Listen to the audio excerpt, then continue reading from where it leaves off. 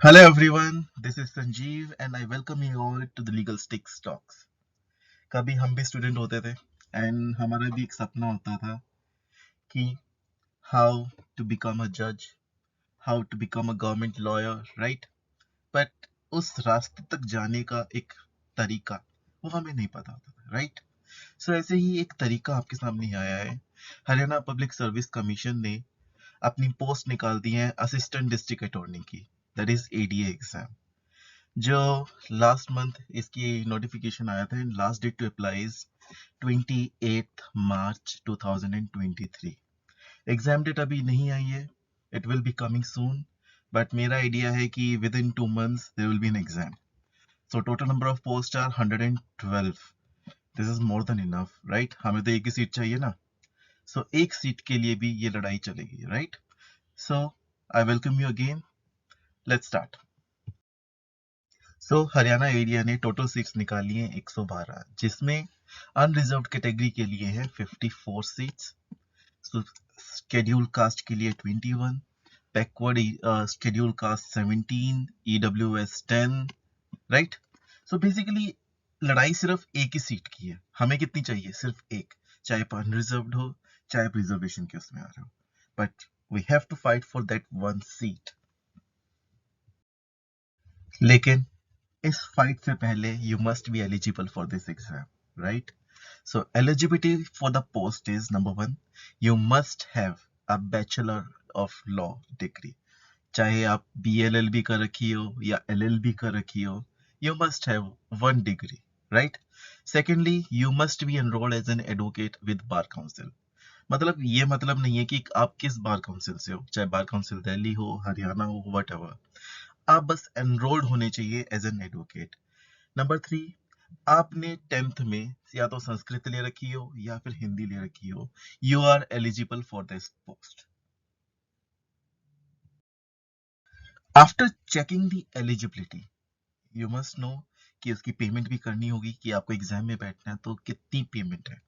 Application fees as per the mail, जो कि general category का है या फिर अदर स्टेट से आता हो, ठीक है, उसके लिए पेमेंट है 1000 rupees. But when it comes to other than these males, so जो बच्चे हुए इनके अलावा जो मेल है या फिर फीमेल है, उनके लिए 250 रुपीज ओनली। एंड जो पेमेंट मोड है ऑनलाइन है, उनकी वेबसाइट पे जाओगे तो you will get the form and fill that form. You might have filled the form and fill form करने के बाद you must be knowing that एक सिलेक्शन प्रोसेस होता है कि how will you be selected for this particular exam. तो selection के लिए सबसे पहले होगा आपका रिटन एग्जाम, जो बेसिकली एमसीक्यू होता है 100 मार्क्स का, जिसमें 3 सब्जेक्ट्स है, law, English and general science. फिर उसके बाद अगर आप इसको क्वालिफाई करते हो तो आपकी डॉक्यूमेंट वेरिफिकेशन होगी, एंड डॉक्यूमेंट वेरिफिकेशन के बाद आपका मेडिकल एग्जामिनेशन होगा। एंड अगर आप ये तीनों पास कर देते हो, you will be considered to be an ADA person. जैसे कि मैंने आपको अभी बताया कि अगर आपको एग्जाम क्वालिफाई करना है तो सबसे पहला जो स्टेज होता है वो है exam, that is MCQ. So exam pattern में सबसे पहले क्या आता है कि there is a law subject, second there is an English subject and third this is general awareness, जिसमें आपके पास 100 क्वेश्चंस होंगे जो कि एमसीक्यू टाइप के हैं। एंड इन 100 क्वेश्चंस में आपको मैक्सिमम करने हैं, there is no negative marking. Secondly, negative marking ना होने की वजह से यहाँ पे कट ऑफ भी हाई जा रही है। फॉर एग्जाम्पल, जो लास्ट एग्जाम आया था वहां पे कट ऑफ थी 92। That means the competition is very high. So इसीलिए अभी से आपको स्टार्ट कर देनी चाहिए एमसीयू की प्रिपरेशन, ठीक है? So you must be thinking of तो सिलेबस क्या होगा, कि लॉ में सिलेबस क्या है, इंग्लिश में सिलेबस क्या होगा एंड जनरल साइंस में क्या सिलेबस होगा। तो सिलेबस है, सिविल लॉ में ये पर्टिकुलर सब्जेक्ट्स आते हैं, code of civil procedure, Indian evidence act, Indian contract act, Indian partnership act, sales of good act etcetera. Criminal law में IPC, CrPC, Indian evidence act. English में tenses, idioms, narration, synonyms, antonyms etcetera. And general awareness में तो हरियाणा की जितनी भी journal awareness है सब कुछ, ठीक है? आप इसको देख सकते हो ध्यान से, ये आपका सिलेबस है।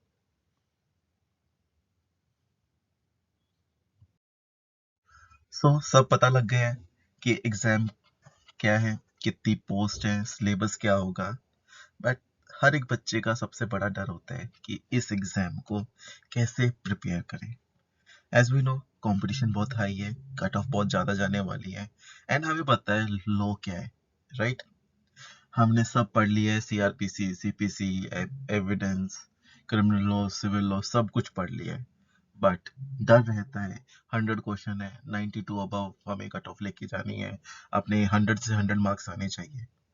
तो उसको अचीव करने के लिए करें तो क्या करें।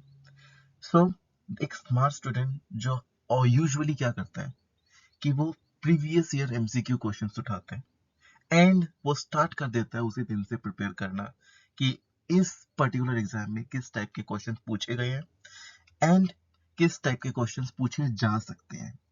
एंड इसी चीज के लिए आप अभी से तैयारी कर दो स्टार्ट उन एमसीक्यू को प्रिपेयर करने की। अगर आपका लॉ सब्जेक्ट वीक है तो study through bare act only, just bare act, इसके अलावा कुछ उठाने की जरूरत नहीं है।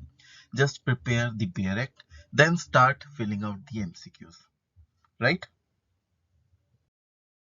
सो इसी चीज के लिए मैं आप सबका काम आसान कर देता हूँ। सो मैं क्या करने वाला हूँ, मैं हर रोज एक लाइव क्लास करूंगा यूट्यूब पे एट 10 PM एवरी डे, जिसमें 20 क्वेश्चंस लेके आऊंगा जो प्रीवियस ईयर में लेके आया हूँ। ठीक है, टॉपिक क्या होगा वो मैं अपने व्हाट्सएप ग्रुप पे हर रोज भेज दिया करूँ in the morning. So start reading the pair and evening में हम एक पर्टिकुलर टॉपिक को चूज करेंगे एंड उन पर्टिकुलर टॉपिक के 20 MCQs क्वेश्चंस रिवाइज करेंगे with the learning of law कि इस MCQ का क्या मतलब है एंड ये कितनी बार एग्जाम में आ चुका है, सेकेंडली, एंड इस MCQ के रिगार्डिंग लॉ क्या कहती है। ठीक है, सो इस चीज के लिए अगर आपको पार्ट बनना है तो join our classes, like, share and subscribe our channel, and please join our WhatsApp group for details. Thank you so much, and I hope आपको हमारा वीडियो बहुत अच्छा लगा होगा। Thank you.